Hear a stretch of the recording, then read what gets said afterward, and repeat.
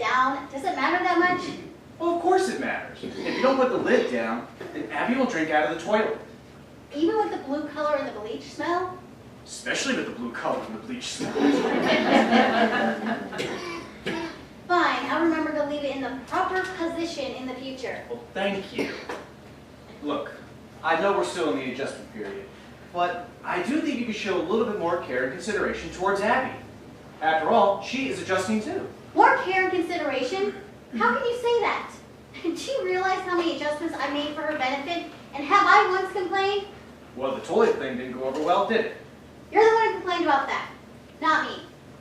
All I did was forget to put the lid down. Meanwhile, I had changed the handle on the door to keep it from getting out again. Oh boy. Time I wasn't here, I think. Even though I know she couldn't open the old one. Well, then how did she get out and end up in the park that day? I don't know. Maybe someone didn't close the door properly when they left for work that morning. Me? I don't think that's very likely. It's more likely than her being able to open the front door. Hey! She's a very intelligent dog, and she's got a very inquisitive mind. Must be all the bleach she drinks. Do you know that she spent 20 minutes barking at herself in the mirror last week? If I hadn't taken it off the wall, she'd still be barking at herself right now. Door handles and mirrors? Huh. Is this even about Abby? Or is this about me not being handy around the house? You don't have to be handy to change a door handle and move a mirror. And yet, I couldn't do the simple things, right? This has got nothing to do with how useless you are. Aha! So you admit it. You think I'm useless. Okay, I admit it. You're useless. Thank you. That's all I wanted to hear. Wait, oh, man!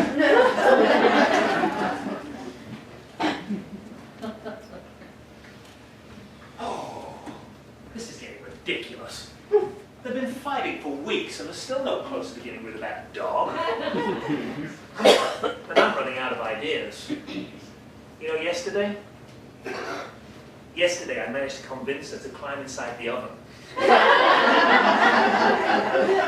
I told her it was a teleportation device. She was sitting in there, staring out of that little window in the front with this expectant look all on her face. And that's when I remembered, it's not a gas oven. It's lack of sleep that's doing it. I can't get a moment's rest around here. It's way too noisy. You never liked Abby.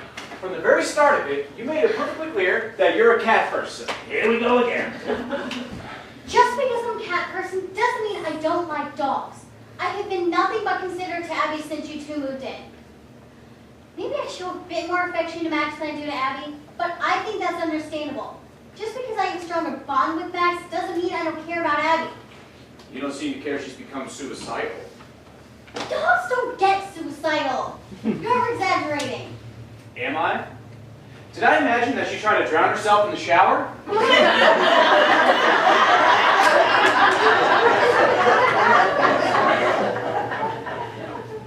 And how did she turn the shower on? Well, I don't know, but that doesn't change the fact that I found her standing under it, with her head turned up, and her collar filling up with water. Maybe it felt good after having that cone on for so long. If she couldn't scratch her head, then the shower was probably the next best thing. All right, fine. Oh, but how about the fact that at least twice a day, I found her licking an electrical outlet? I don't know. Maybe there's a scent on it or something. That's an interesting theory, but it's always a different socket. Well, if you had more control over her, you'd be able to train her not to do that. Or other things. Meaning? Meaning, we haven't had sex in ages because of that dog. I can't even get close to you without her getting all crazy and possessive. She sleeps in between us every night, and we can't even cuddle on the couch anymore. Even when I kiss you goodbye in the morning, she watches me like a hawk. Well, I tried locking her out of the bedroom, but I guess that wasn't good enough for some people. Oh, I'm sorry. You're absolutely right. There's nothing quite so romantic as a dog howling and throwing itself against the bedroom door.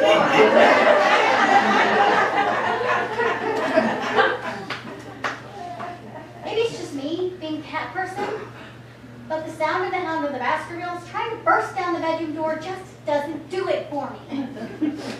Well, what can I do? It's not my fault. Whose fault is it then? She's your dog. I'm sick of being second on your list of priorities. We've only been living together for a few weeks and it already feels like we're in love this marriage. You don't love me anymore? I didn't say that. Well, then what are you saying? I don't know what I'm saying, but it can't go on like this.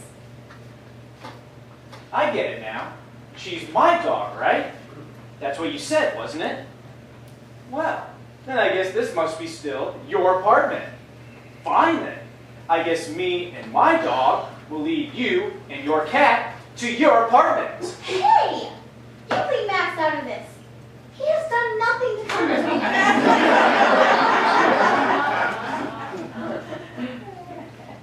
If anyone is the innocent victim here, it's him.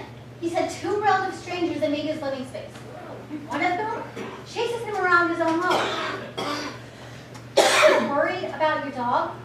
But did you ever give a thought as to how all this might be affecting my cat?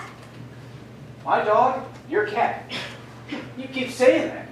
So I guess it's safe to assume that deep down inside, you don't really want me here. I didn't say that. Well, it sure feels that way. Whatever. So I guess that's it then. I guess so. Unless there's anything else you would like to say? Oh, there's plenty I could say. Fine. I guess that's it then. You said that already. Fine. You said that too. Well, did I mention that I'll be out of here by the time you get back from work tomorrow? Where will you go? Somewhere me and my dog are welcome. That's where. Not that you care.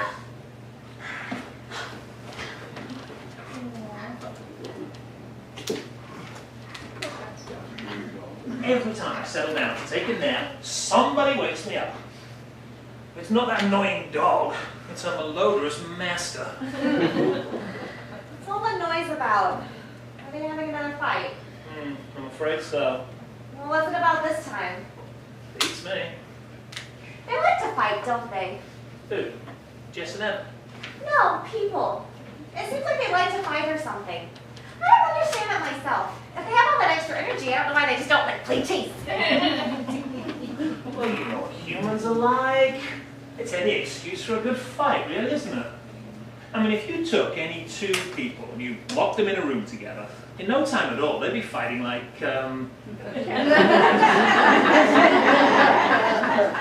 well, they'd be fighting like, Like what? well, like, I don't know. I can't think of a good example of two creatures with a natural dislike for one another.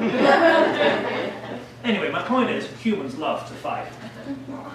Just doesn't look like she's loving this fight. Should I go check on her? Or should I check on Evan? Maybe you should just go. I'll check on Evan. If Jess is crying, then Evan's probably a real mess. Oh, Max, you can just ruin everything. Including my nap, thank you very much. Evan says he's moving out. What am I going to do? Celebrate. You should throw a party. It was such a stupid fight. I don't even know what we were arguing about. It's personal hygiene, I shouldn't wonder. I really think he's going to leave, though. He seems so mad just now. All these little things have just been built up and blown way out of proportion. Maybe I should just apologize. Oh, that really isn't necessary. But I accept and I forgive you. And don't worry, once they've left, things will be back to normal in no time. Well, no point in putting it off. I'm just going to come right out with it and tell him I'm sorry. Thanks, Max. You're always there for me. Well, where are you going? Tell who that you're sorry. Oh, no. I was that close. I'm always here for her. Oh, yeah, I'm always here for her. That's not the problem, me being here. It's them being here. Always.